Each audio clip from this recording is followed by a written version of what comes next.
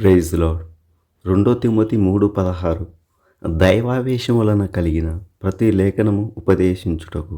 అంటే బైబిల్ కేవలం ఒక గ్రంథం మాత్రమే కాదు, అది దేవుని శ్వాసతో పుట్టిన జీవ గ్రంథం. మనలో చాలామంది అనుకుంటారు బైబిల్లో ఉన్న అధ్యాయాలు, వచనాలు ఇవన్నీ యాదృచ్ఛికమా, లేక వీటిలో కూడా ఏదైనా మర్మం దాగి ఉందా అని. ఈ ప్రశ్నకు సమాధానం మనల్ని ఆశ్చర్యపరుస్తుంది. మొదటగా బైబిల్లో ఉన్న సంఖ్యల గురించి తెలుసుకుందాం. బైబిల్లో మొత్తం గ్రంథాలు 66, పాత నిబంధన 39, కొత్త నిబంధన 27.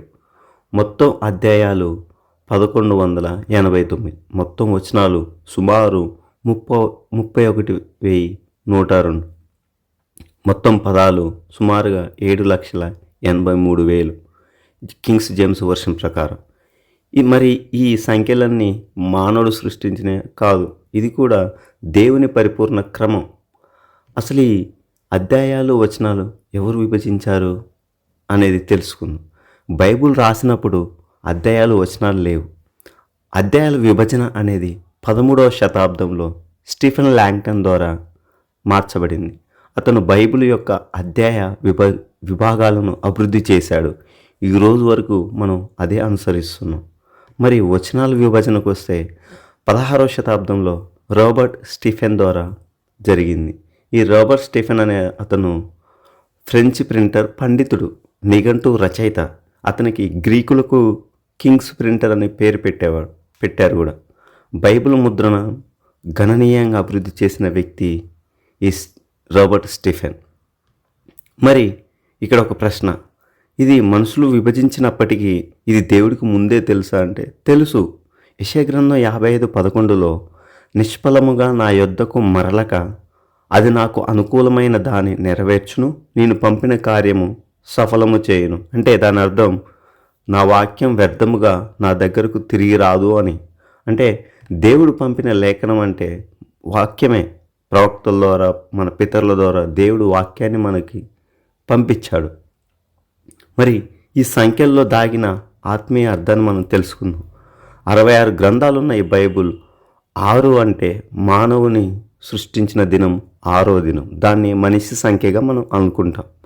6 × 11 66. అంటే అపూర్ణత నుండి పరిపూర్ణతకు ప్రయాణించిందే 6 × 11 66.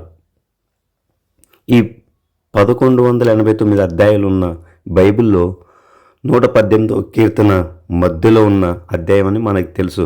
మధ్యవచనం కూడా తెలుసు, మనుషులను నమ్ముకున్నటి కంటే యెహోవాను ఆశ్రయించడం మేలు అని.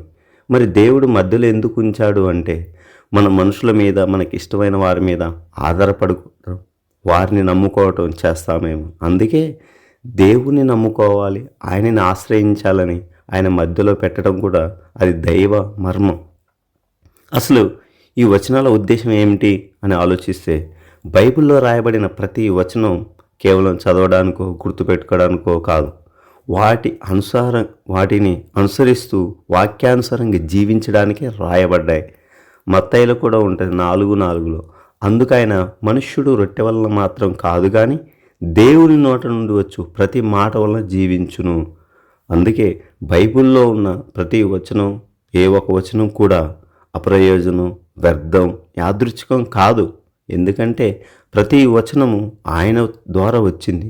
అది ఒక జీవం. ప్రతి అధ్యాయం ఒక మార్గదర్శనం.